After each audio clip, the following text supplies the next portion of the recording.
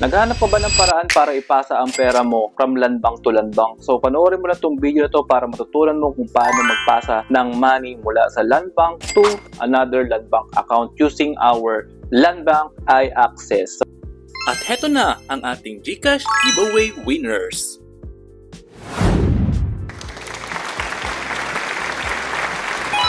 Ganito lang kadali sumali sa ating GCash giveaway. I-like, mag-subscribe at mag-comment lang kung bakit ikaw ang dapat manalo ng ating GCash giveaway.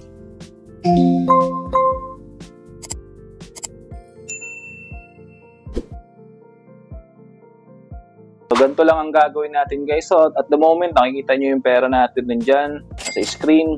Binur ko na lang yung mga sensitive information niya at maraming hopper. Press lang natin yung QR button sa taas. Just like that.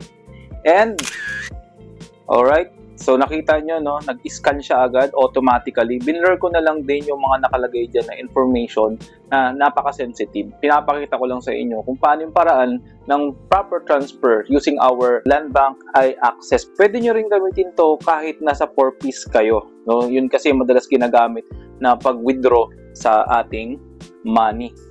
So, dito ilalagay ko yung amount na ipapasa ko na 5,600. Pwede rin kayong maglagay ng remarks dyan. Payment for you.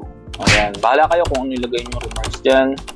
And, i-review nyo mabuti kung tama ba yung destination account and yung amount na ilalagay nyo. Yung remarks, optional po yan. At kung na-review nyo na yung kaibigan, pwede nyo nang press yung transfer now. Okay?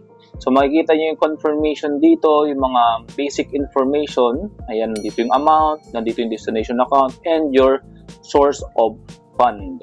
And syempre, kapag na-review mo na yan, pwede mo nang i-check yung I hereby confirm that the transaction details above are correct and understand that refund or reversal of their transaction amount and service charge will not be allowed. I-tick lang natin yung checkbox and press the confirm button. At syempre, mag-send yan ng OTP. Ganyan ka-secure ang land bank iAccess. Type lang natin. So, 917630.